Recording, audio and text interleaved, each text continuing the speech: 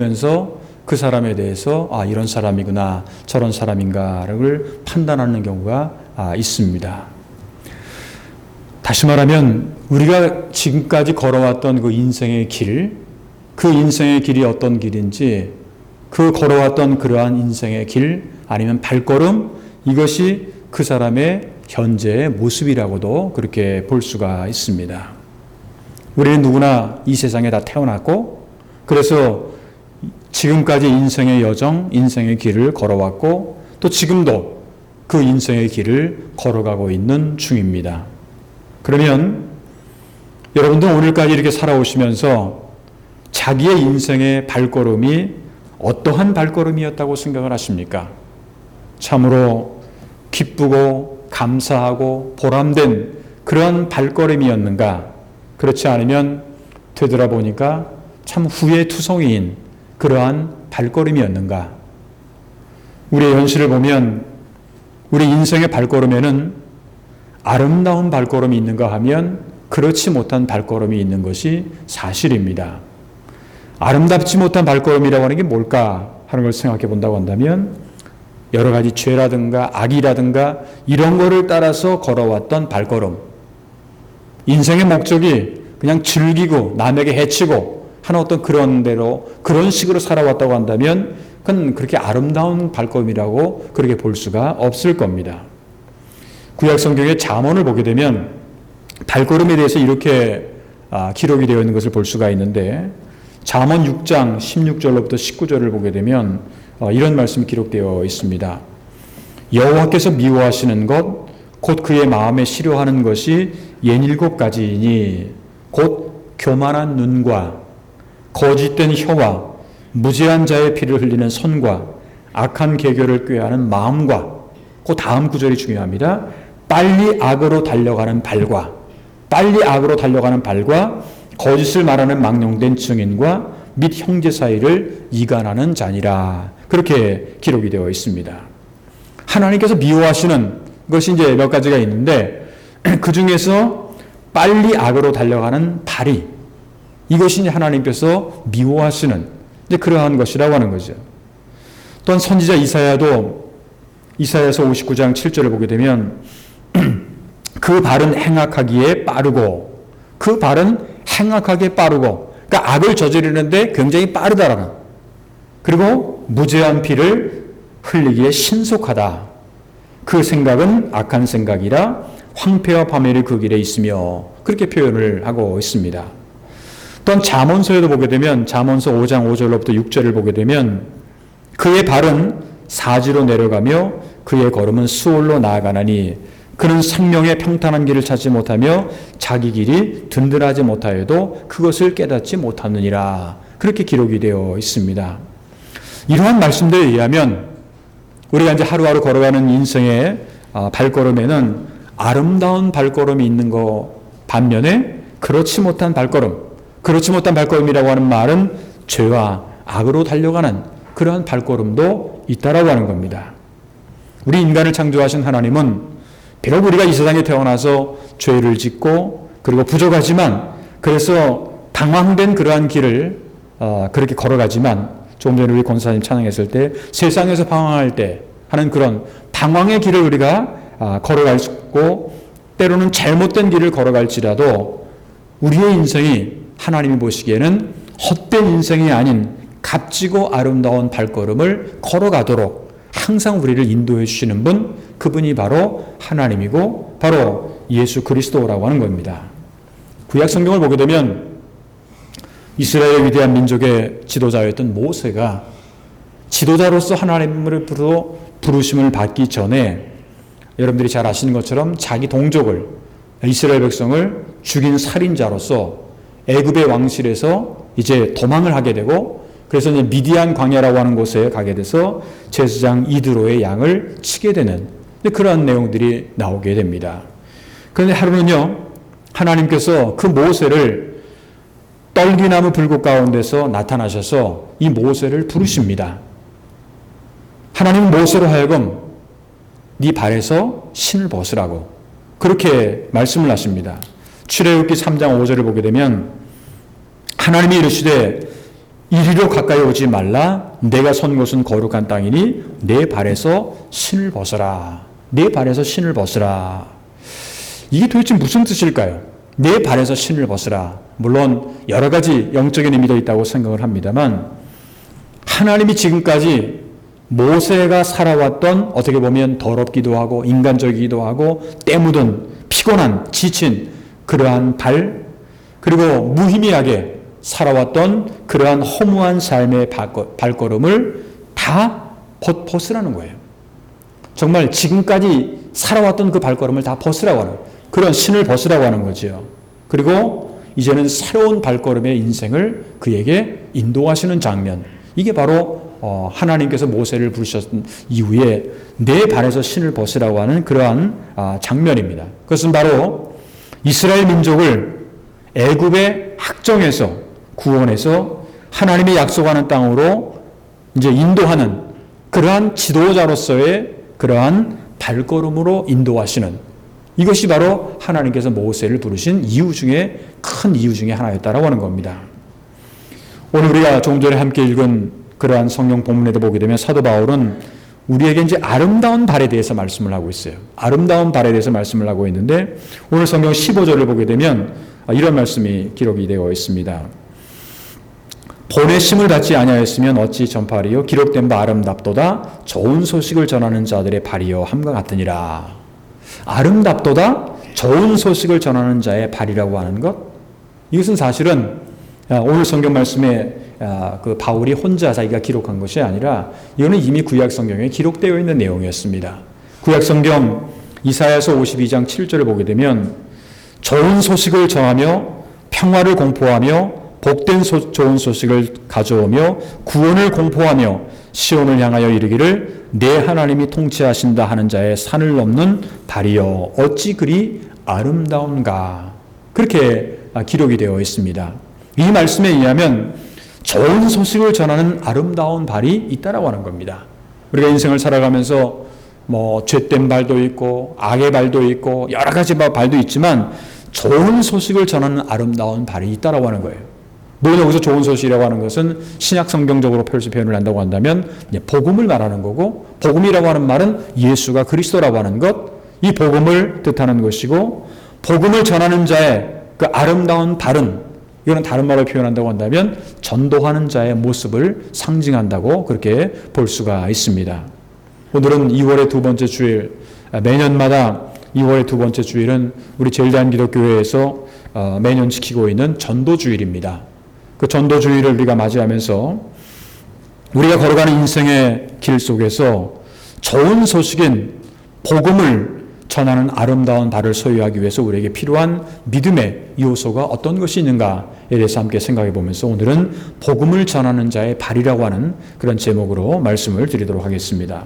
그러면 우리가 진정 이 세상에 살아가면서 악이라든가 죄라든가 여기에 빠져가지고 달려가는 그런 발이 아닌 정말 복음을 전하는 발을 가진 자가 되기 위해서는 어떠한 것들이 구체적으로 필요할까요? 몇 가지로 나눠서 말씀드린다고 한다면, 우리는 첫 번째로 좋은 소식, 다시 말하면 복음을 전함으로 사람들을 구원하는 발이 되어야 된다. 우리의 발은 사람들을 구원하는 발이 되어야 된다라고 하는 겁니다. 오늘 성경 말씀 9절, 10절, 13절을 보게 되면, 제가 좀 읽어보게 되면 이런 말씀 기록되어 있습니다. 9절에 보면 내가 만일 내 입으로 예수를 주로 시인하며 또 하나님께서 그를 죽은 자 가운데서 살리신 것을 내 마음에 믿으면 구원을 받으리라. 10절 사람이 마음으로 믿어 의에 이르고 입으로 시인하여 구원에 이르느니라. 13절도 보게 되면 누구든지 주의 이름을 부르는 자는 구원을 받으리라. 이 말씀들을 우리가 잘 보게 되면 계속해서 반복되는 키워드가 있어요. 중요한 핵심 단어가 있죠. 그게 뭐냐? 바로 구원이라고 하는 겁니다. 구원의 핵심 과연 무엇일까요? 어떻게 하면 우리가 구원을 받는 거고 구원이 도대체 어떤 내용일까? 오늘 성경 말씀에 의하면 우리의 입으로 예수를 주로 시인하며 믿으면 그 구원받는다라고 하는 거죠. 그러면 왜 우리가 예수님을 시인하고 믿으면 구원을 받습니까? 그것은 그분이 바로 사실은 구원자로서 이 세상에 오신 분이기 때문에 그렇습니다. 여러분 메시아라는 말을 많이 쓰잖아요. 메시아라고 하는 말도 구원자라는 뜻이고요. 그리스도라고 하는 말, 예수는 그리스도라고 하는 말도 많이 쓰는데 그리스도라고 하는 말도 결국은 히라보긴 합니다만 그것도 구원자라는 뜻입니다.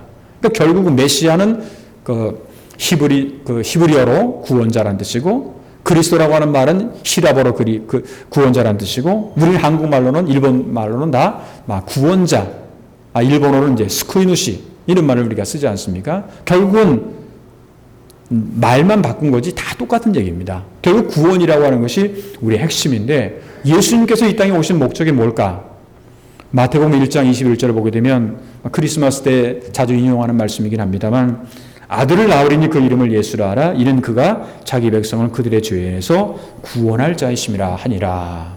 결국 구원자라는 거죠.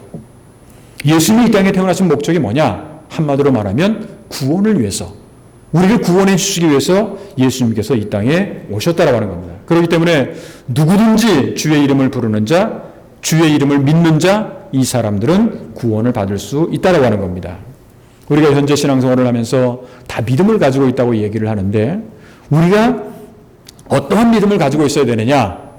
우리가 구원을 받았다고 한다면 난 구원 받았으니까 이제 끝났다. 나는 하나님의 나라에 갈 수 있다 하는 그런 것에서 만족하는 그러한 우리 성도의 삶이 아니라 이제는 나만 구원받고 끝나는 게 아니라 하나님의 구원의 복음은요, 나만 받고서 끝나는 게 아니라 받은 사람은 반드시 책임이 있고 사명이 있습니다. 그 사명이 뭐냐면 남에게 전하는 사명이 있다라는 거예요. 그러니까 쉽게 말하면 이제부터는 구원하는 발이 되어야 된다라고 하는 그런 얘기입니다. 바울은 오늘 성경 말씀 14절에서 보게 되면 이런 말씀을 하죠. 그런즉 그들이 믿지 아니하는 일을 어찌 부르리요? 듣지도 못한 일을 어찌 믿으리요? 전파하는 자가 없이 어찌 들으리요? 그렇게 말씀을 하고 있어요. 지금은 우리가 일본이나 한국이나 이렇게 크리스찬들이 많고 교회들도 많이 있다 보니까 우리는 예수 믿는 것이 당연하다고 생각을 하지만 사실 100여 년 전만 하더라도 일본도 한국도 사실은 복음이 들어오기 전에는 우리가 구원이라고 하는 것을 상상도 못하고 생각조차 못했습니다. 선교사들이 자기의 고국을 떠나서 일본으로 한국으로 들어와서 우리에게 복음을 전해 주었기 때문에, 그러니까 전파하는 자가 없이 어찌 들을 수가 있겠느냐라는 거죠.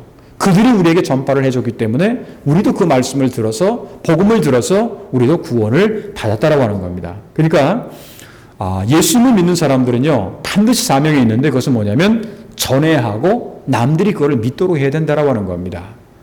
먼저 예수님에 관한 좋은 소식, 이 복된 소식을 우리가 전해야 된다라는데 복음이 전해지는 곳에는 반드시 무엇이 나타나게 되어 있냐면 구원이 있다라는 겁니다.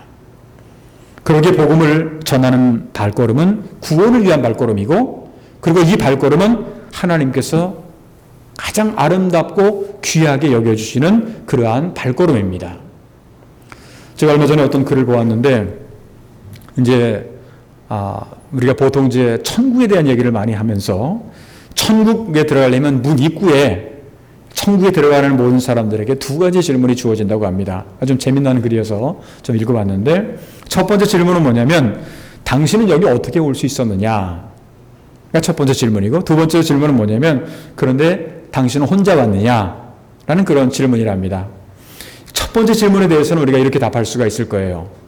누군가가 나에게 복음을 주었기 때문에, 아니면 부모님이 나에게 이렇게 말씀을 하셨기 때문에, 누군가가 어떤 분이, 어떤 권사님이, 장로님이, 목사님이 이렇게 말씀을 하셨기 때문에 내가 이렇게 예수를 믿고 여기에 그 은혜로 여기에 왔습니다 하는 거는 이게 쉽게 우리가 이야기를 할 수가 있는 거죠. 그런데 두 번째 질문인 혼자만 오셨습니까?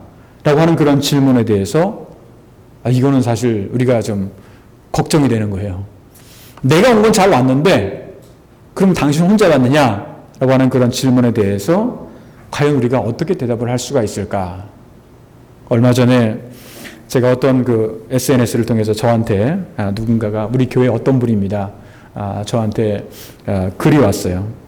지금 자기가 어떤 각 직장에서 같이 일하고 있는 분한테 전도를 하고 있다라고 하는, 그래서 그분에게 하나님의 말씀을 그렇게 전했다고. 그랬더니 교회 오고 싶다고 한다고. 그래서 지금 지금 이 온라인 예배를 우리가 드리고 있는데 온라인 예배에 예배마다 참석을 하고 있다고 하는 그런 아주 기쁜 소식을 제가 듣고서 참 감사했었는데, 그러니까 나만 잘 믿고 나만 예수 믿으면 끝이다 이게 아니라 나로 하여금 누군가가 함께 올 수 있다라고 하는 것, 그것도 천국에 올 수 있다라고 하는 것은 이것이 우리에게 얼마나 커다란 은혜요 아름다운 발인가 하는 것을 우리가 생각을 이제 해야 되는데, 이제 두 번째 질문에 대해서는 혼자만 오셨습니까? 라고 하는 그런 질문이 있다고 한다면 거기에는 아니요, 제가 전도한 사람이 조금 있으면 따라올 거예요, 이렇게 대답을 할 수 있다고 한다면 이 얼마나 아름다운 발이 될 수가 있겠느냐라고 하는 겁니다. 여러분, 좋은 소식은 누구나 다 전하고 싶지 않습니까? 그게 좋은 소식인데도 불구하고 나쁜 소식은, 슬픈 소식은 아마 별로 전하고 싶지 않을 텐데 좋은 소식은 빨리 전하고 싶은 그런 마음이 있지 않습니까? 그렇다고 한다면 복음을 전함으로 우리는 사람을 구원하는 복되고 아름다운 발걸음이 되어야 되겠다. 우리의 발걸음은 사람을 구원하는 발걸음이 되어야 되겠다. 이것이 바로 정말 우리에 있어서 복음을 전하는 자의 발걸음이다라고 하는 것이 첫 번째 내용입니다. 두 번째로 복음을 전하는 자의 발이 되기 위해서는요, 하나님의 사랑을 전하고 실천하는 것이 중요합니다. 성경에서 말씀하고 있는 사랑은 이 세상에서 얘기하고 있는 뭐 에로스라든가 피디아라든가 뭐 여러 가지 스토르게라든가 뭐 이런 여러 가지 사랑이 있습니다. 예를 들면 뭐 형제 간의 사랑, 남녀 간의 사랑, 뭐 여러 가지 사랑들이 많이 있는데 이것은 단순한 그러한 친절과 관심과 또한 애정, 뭐 물질을 함께 나누고 하는 그런 사랑이라고 한다면 성경의 사랑은 그런 사랑이 아닙니다. 보통 아가페라고 얘기를 하는데 아가페라고 하는 것은 이 세상에서 보통 일반적으로 생각하는 것하고는 조금 다른, 좀 차원이 다른 그러한 것인데, 이제 우리가 왜 이 사랑이 중요하고 하나님의 사랑이 도대체 뭘까? 아가페가 도대체 뭘까라고 하는 것을 우리가 생각해 보게 될 때, 하나님의 사랑은 한마디로 말하면 우리에게 생명을 나누어 주는 사랑입니다. 생명을 나누어 주는 사랑이다. 일반적으로 우리가 이제 자식들을 향한 부모의 사랑은 특별하다고 얘기를 합니다. 그렇죠? 뭐 부모의 입장에서 볼 때 자식들을 향한 부모의 사랑은 특별하다. 왜 특별할까요? 그 이유는 뭐냐면 생명을 나누어 준 사랑이기 때문에 그렇습니다. 생명을 나누어 준 사랑이기 때문에. 그러니까 우리 자식들은 어떻게 보면 부부에 의해서 생명이 그에게 잉태가 되는 거지 않습니까? 그러니까 생명을 나눠주는 그러한 사랑이라는 거예요. 하나님이 인류를 향해서 주시는 사랑도요, 생명을 나누어 주신 사랑입니다. 근데 그 사랑에는 그냥 나는 너를 사랑합니다 하는 것으로 끝나는 것이 아니라 사랑을 한다고 한다면 반드시 거기에는 희생이라고 하는 것이 있다는 것이죠. 제가 여러분들에게 가끔 제 옛날 얘기를 좀 하는데, 제가 남미에서 1990년부터 1996년까지 남미에서 생활을 했습니다. 근데 거기서는 이제 스페인어를 썼습니다. 스페인어를 썼는데 그 스페인어로는 사랑이라고 하는 단어를 아모르라고 하는 말을 씁니다. 아모르. 그런데 그 아모르라고 하는 단어는 사랑이라고 하는 단어인데, 그 아모르라고 하는 단어와 똑같은 그러한 뿌리를 갖고 있는 단어가 모리리라고 하는 단어가 있어요. 모리리라고 하는 단어는 죽는다라는 말입니다. 메멘토 모리라고 하는 일본어 책에도 이렇게 나와 있는데, 메멘토 모리라고 하는 책이 있습니다. 이게 뭐냐면 죽음의 순간을 항상 기억하면서 살아라라고 하는 그런 책인데, 그것처럼 모리리라고 하는 말은 이제 죽는다라고 하는 건데, 이 말은 희생한다라고 하는 그런 뜻도 있습니다. 하나님이 우리 인간을 사랑하실 때 얼마나 사랑하셨는가? 그것은 바로 당신의 독생자 예수 그리스도를 우리에게 희생하기까지 그런 정도로 사랑하셨다라고 하는 거예요.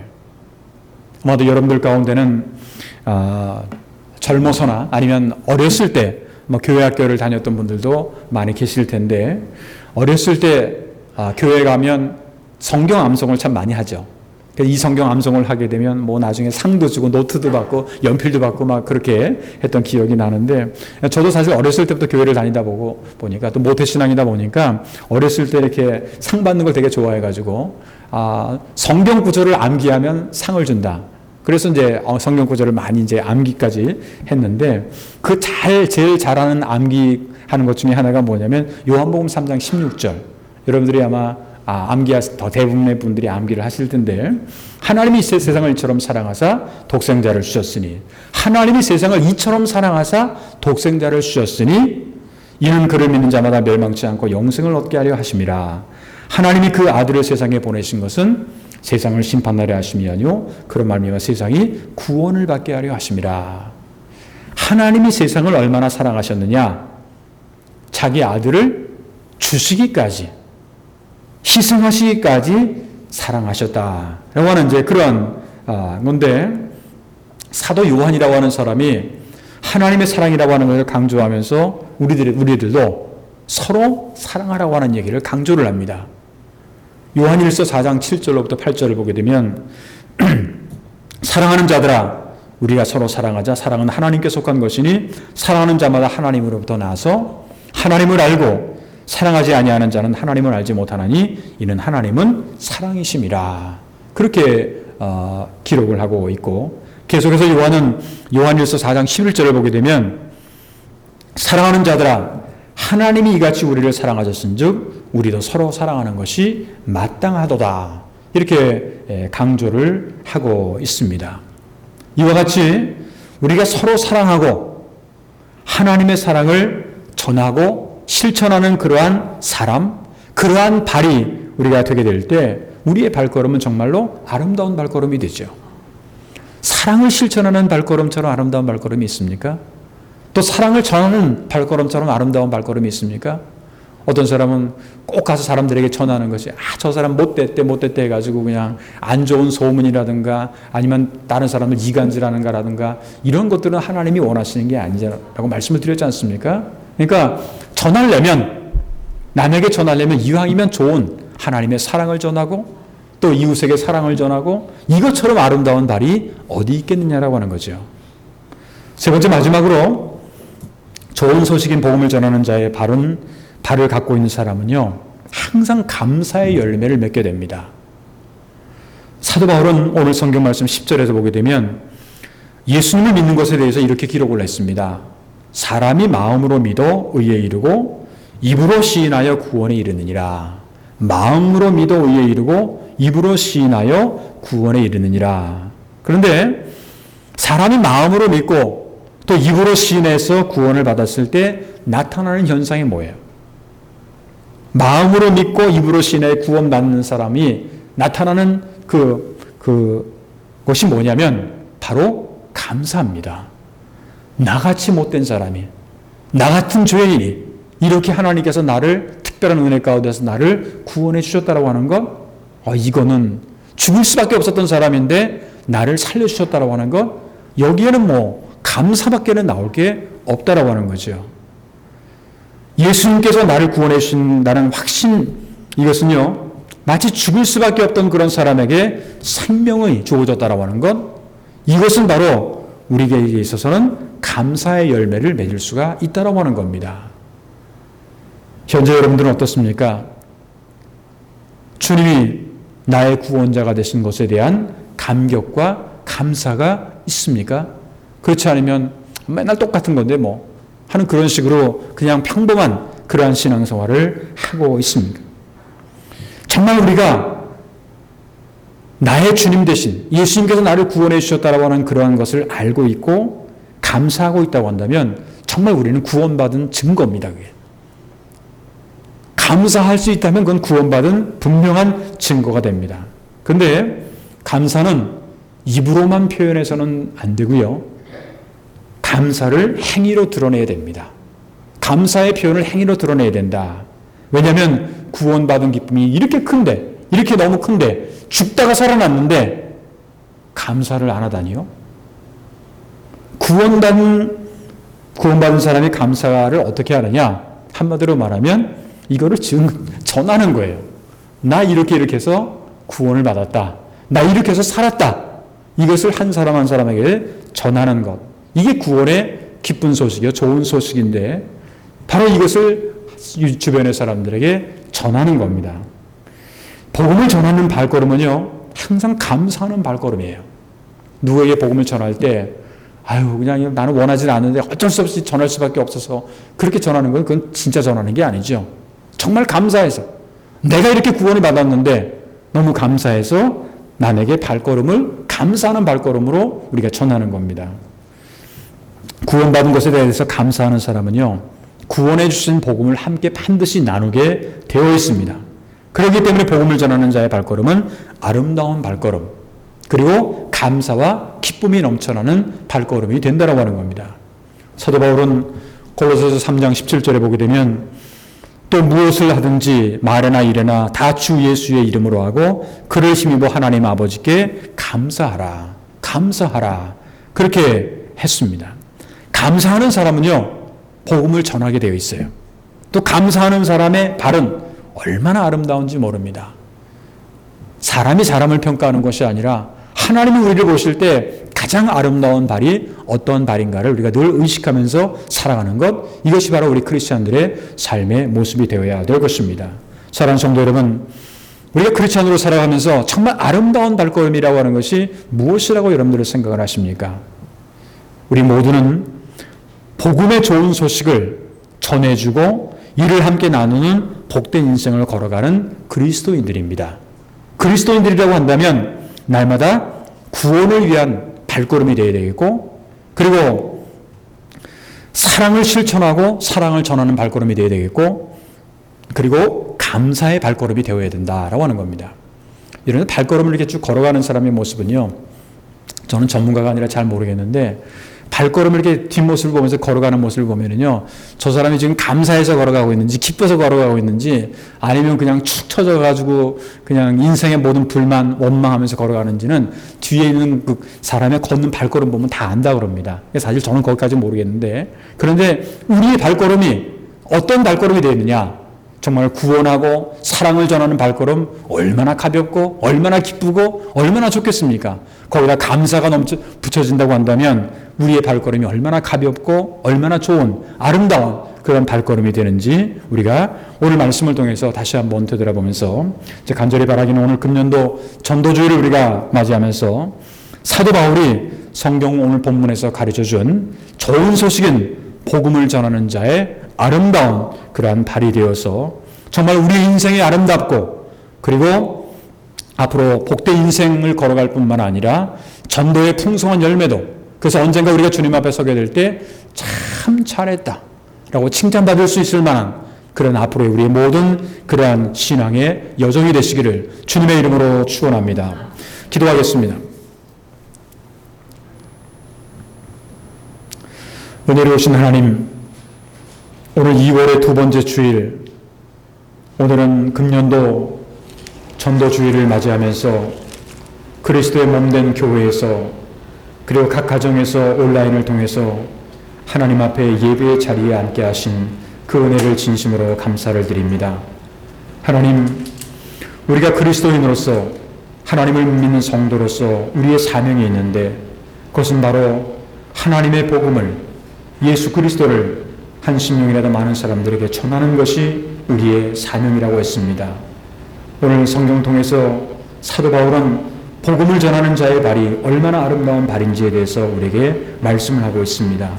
진정 우리가 그리스도인으로 살아가면서 사람들을 구원하는 발이 되게 하시고 생명을 살리는 발이 되게 하시며 하나님의 사랑을 전하고 실천하는 발이 될 수 있도록 도와주시옵소서. 뿐만 아니라 감사의 풍성한 열매를 맺는 그런 우리의 발들이 될 수 있도록 주님께서 인도하여 주시옵소서. 코로나의 상황 때문에 어려운 현실들이 많이 있습니다. 힘들고 괴로운 상황도 많이 있습니다. 그럼에도 불구하고 하나님께서 저희를 오늘까지 여기까지 지켜주시고 생명을 연장시켜 주신 하나님의 은혜를 진심으로 감사를 드리오며, 주님께서 우리에게 주신 사명을 잘 감당할 수 있는 아름다운 발들이 될 수 있도록 주님께서 인도하여 주시기를 간절히 기도하옵나이다. 코로나의 상황이 또 오미크론 변이종의 그런 문제로 인해서 많은 어려움들을 이 세계가, 또 일본, 한국, 전 세계가 겪고 있습니다. 하나님, 간절히 바라기는 한 심령 한 심령을 기억하여 주시옵시고 영육간의 건강함으로 우리를 지켜주시고 오늘까지 여기까지 우리를 지켜주셨사오니 앞으로의 모든 인생의 여정 가운데도 우리와 늘 함께 인도하여 주시오며, 하루빨리 바이러스로부터 해방되어서 자유롭게 생활하며 자유롭게 하나님 앞에 예배할 수 있는 날이 올 수 있도록 주님께서 인도하여 주셨기를 간절히 원하고 기도하옵나이다. 우리 성도들 가운데는 사랑하는 부모님, 그리고 자식을 먼저 이제 하늘나라에 보내고 슬퍼하는 그러한 가정이 있습니다. 하나님께서 그 가정들을 기억하여 주시며 주님의 위로와 평화가 넘쳐날 수 있도록 주여 인도하여 주시옵소서. 또 우리 제일대한 기독교회 가운데 우리 지박교회 그리고 후나바시교회 하나님께서 기억하여 주시옵시고 그들의 모든 기도의 제목들이 하나님의 은혜 가운데서 좋은 열매로 나타날 수 있도록 인도하여 주시기를 간절히 기도하옵나이다. 성도들 가운데 영육간의 즐거워 동당하는 성도들, 여러 가지 근심과 걱정과 아픔 가운데 살아가는 성도들 한 분 한 분을 기억하여 주시오며 주의 치유의 손길과 회복의 은총을 허락하여 주시기를 간절히 기도하옵나이다. 오늘도 2부 예배 참석한 모든 성도들 또 온라인을 통해서 예배하는 모든 분들 한 분 한 분 가정 생활 속에 일주일 동안 삶 가운데 늘 하나님께서 함께 인도할 줄 믿사옵고 감사하며 주 예수 그리스도의 이름으로 간절히 축복하며 기도하옵나이다. 아멘.